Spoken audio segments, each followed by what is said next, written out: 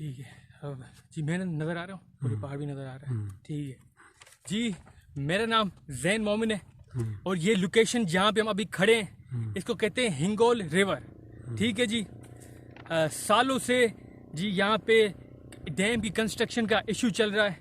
ठीक है ना जी। इवन 2000 से जो प्लानिंग का जो प्रोसेस अभी तक कंप्लीट नहीं हुआ, जिसकी वजह से अफसोस ये कि काम स्टार्ट नहीं हुआ।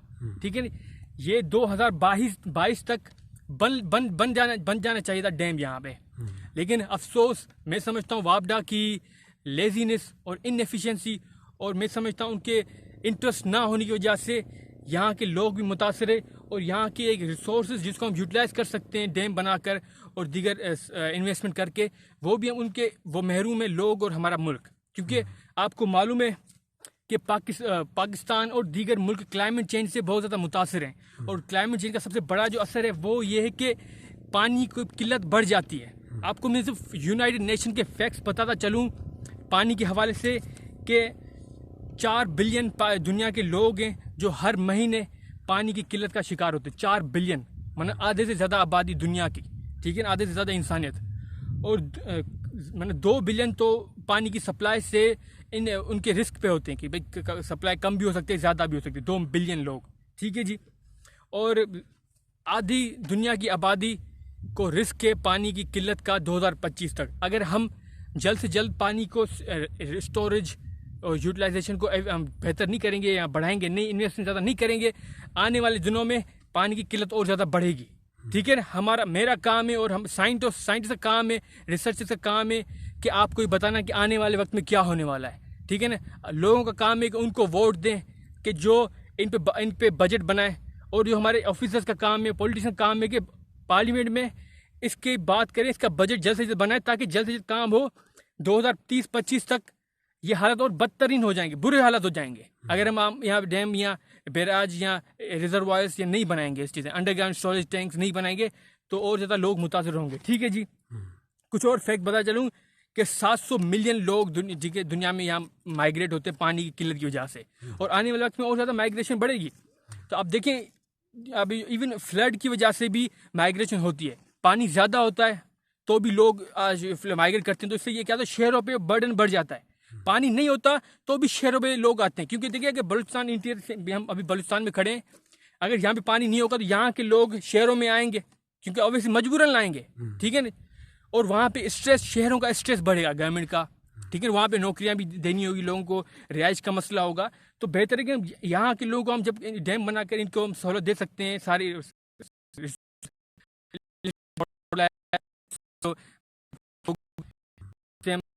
जो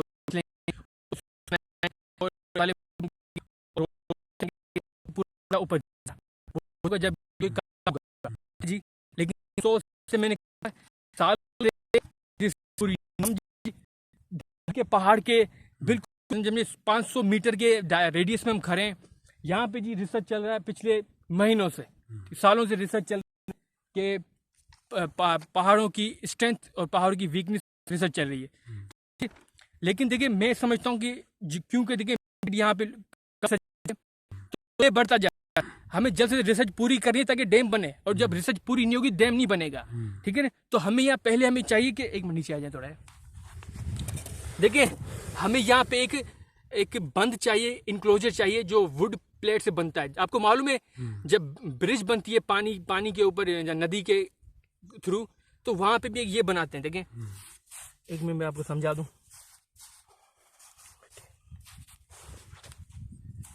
ये जी वुड प्लेट्स लकड़ी के जो पट्टे होते हैं उसकी दीवारें बनाते हैं, सील करते हैं इस एरिया को। ठीक है। यहाँ से पानी निकाल देते हैं इस जगह से। ठीक है ना। फिर ये जगह खाली हो जाती, सूखी हो जाती है, जिससे हम यहाँ पे हम डिग कर सकते हैं, मशीनों से खोद सकते हैं। ठीक है। जो अभी आप देखें यहाँ पे पानी भरा हुआ है इस लोकेशन पे जहाँ पे रिसर्च डैम भी चल रही है, और यहाँ पे इनके पास ये बनाने का छोटा इंक्लोजर बनाने का बजट नहीं है। देखिए छोटा दरख्तों का इनका बजट हो जाए, ऑफिसर के पास बजट आ जाए तो ये काम कुछ महीनों में खत्म हो जाएगा। लेकिन अफसोस से ये और सालों तक डिले हो सकता है। ठीक है। तो देखिए हमें चाहिए कि ये काम जल्द रिसर्च हो ताकि ये काम हो सके।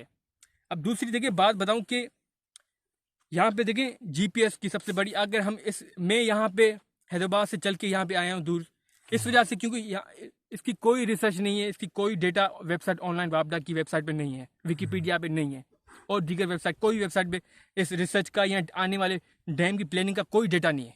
मजबूरन मुझे आना पड़ता है डेटा कलेक्ट करने के, रिसर्च करने के लिए, ठीक है ना। क्योंकि अगर डेटा होगा जी तो politicians, policy makers, decision makers अच्छा फैसला कर पाएंगे।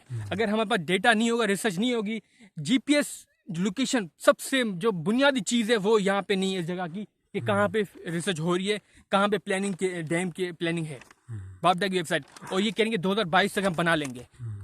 ये जी हालात हैं यहाँ के। तो मैं अभी जीपीएस रिकॉर्ड कर रहा हूँ, ठीक है, इस जगह का। अब देखें फ्लड रिस्क, देखें यहाँ पे इर्द जो लोगों से मेरी बात हुई, अफसोस से जी अवेयरनेस का भी सबसे बड़ा इशू है। लोगों को ये डर है कि भाई डैम बनेगा तो हमें खतरा होगा डैम टूटने का, लेकिन इनको पहले ये बताया कि भाई हर साल जो सीजनल फ्लड आता है ना बारिश का, जब डैम बन जाएगा तो वो हर साल पानी फ्लड नहीं आएगा। हर साल जो फ्लड आता है जिसकी वजह से ज़मीनें मुतासर होती हैं, जो मैंने कहा कि माइग्रेशन होती है। 2022 में मिलियंस के पंजाब और सिंध में सैलाब आया था, बलूचिस्तान में भी आया था 2022 में, ठीक है ना। तो वो सैलाब रोक, डैम सबसे बेहतर होता है सैलाब रोकने के लिए, सीजनल हर साल सैलाब रोकने के लिए, ठीक है ना जी। तो ये लोगों को बताना चाहिए कि भाई डैम बनेगा तो ये आपको सैलाब नहीं आएगा, मुतासर नहीं, घर भी मुतासर नहीं होंगे, ठीक है जी।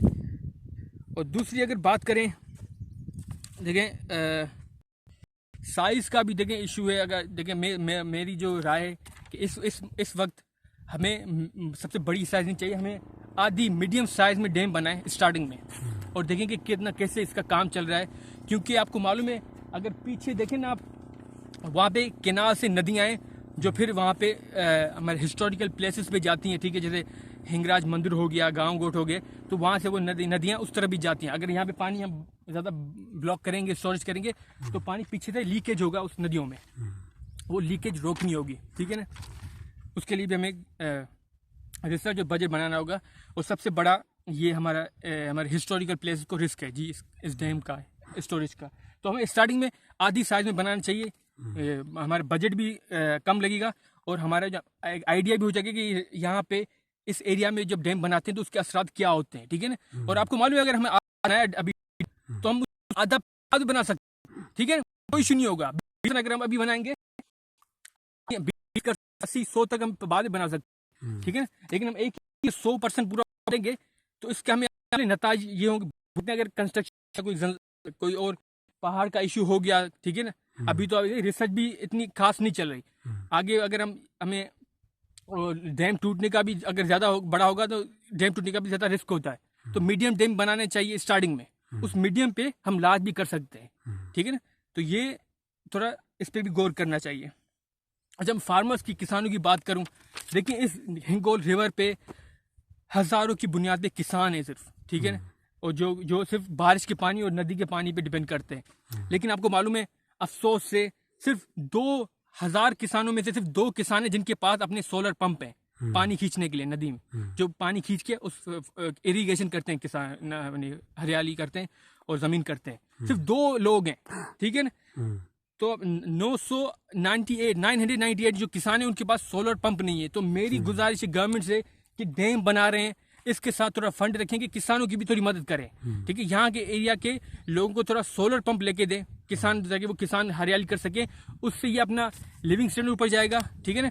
और लोगों को एक अच्छा तासुर जाएगा कि यार जब डैम बन रहा है तो हमारे हालात भी बेहतर हो रहे हैं। एक स्टार्टिंग में इंप्रेशन अच्छा जाएगा, ठीक है ना। अगर आप 100 वाटर पंप अगर दे दोगे तो ये इंप्रेशन भी अच्छा जाएगा कि किसानों की लोगों की लिविंग स्टैंडर्ड भी ऊपर होगी, ठीक है ना। 100 सोलर पंप कोई बड़ी बात नहीं है, इससे जी डैम बनाने का भी इंप्रेशन अच्छा जाएगा, जो अभी बिल्कुल अच्छा नहीं है ज़्यादा। लेकिन उम्मीद है कि ये इस छोटे छोटे जो और भी इसके साथ काम करें इर्द गिर्द लोगों के लिए, ठीक है ना। ये नहीं कि सिर्फ एक काम कर दिया तो बाकी बस छोड़ दिए। डैम बनाया, उसके साथ केनालिंग भी होती है, लाइनिंग वायरिंग भी होती है, और दीगर काम भी होते हैं, वो भी इसके साथ ही आप करें, ठीक है ना जी। तो फिर एक श्योर लोग भी सेटिस्फाई होंगे और काम भी अच्छा होगा। देखिए आखिर में बात करूं इंश्योरेंस की। लेकिन डैम बनाने के बाद ऑब्वियसली सबसे बड़ा ये इशू होता है कि डैम टूटने का, ठीक है ना जी। तो देखिए मेरा सब देखें डैम टूट सकते हैं, ये चांस हमेशा होता है, हर दुनिया में डैम होते हैं, लेकिन इसका मतलब ये नहीं कि हम डैम ना नहीं बनाए। डैम तो एक बना, ये तरक्की का, हमारी खुशहाली का तरीका डैम बनाने से और बढ़ती है हमारा रिसोर्स है डैम भी, ठीक है। तो हम ये नहीं कर सकते हम क्योंकि हमें डैम टूट सकता है तो चलो हम नहीं बना रहे, नहीं, ये कोई एग्रीमेंट, ये कोई बात नहीं हुई। लेकिन हमें ये करना चाहिए, देखिए जब डैम टूटते हैं, सैलाब आते हैं, लोग मुताद होते हैं, तो गवर्नमेंट फंड रिलीज कर दिए उसके लोगों की मदद के लिए। तो मेरा ये गुजारिश है वापडा से कि आप अभी एडवांस में फ्लड बजट बना लें। फ्लड बजट एक ऑलरेडी एक उसका बजट बैंक में आप रख लें कि लोगों को ये बताएं कि अगर सैलाब हुआ तो आपके घर अगर आएंगे भी तो हम उनको बचा देंगे, उनके हम यहाँ शिफ्ट करके आपको सारे घर, नए घर बना के देंगे और आपका लिविंग स्टैंडर्ड मुतासर नहीं होगा। उसको कहते हैं कि हाउस इंश्योरेंस, ठीक है, प्रॉपर्टी इंश्योरेंस। यहाँ हिंगोल एरिया बलूचिस्तान का, यहाँ पे जी लोगों को जो यहाँ पे इर्द गिर्द लोग हैं उनको कोई प्रॉपर्टी इंश्योरेंस नहीं है। इससे बड़ी अफसोस की बात और क्या हो सकती है?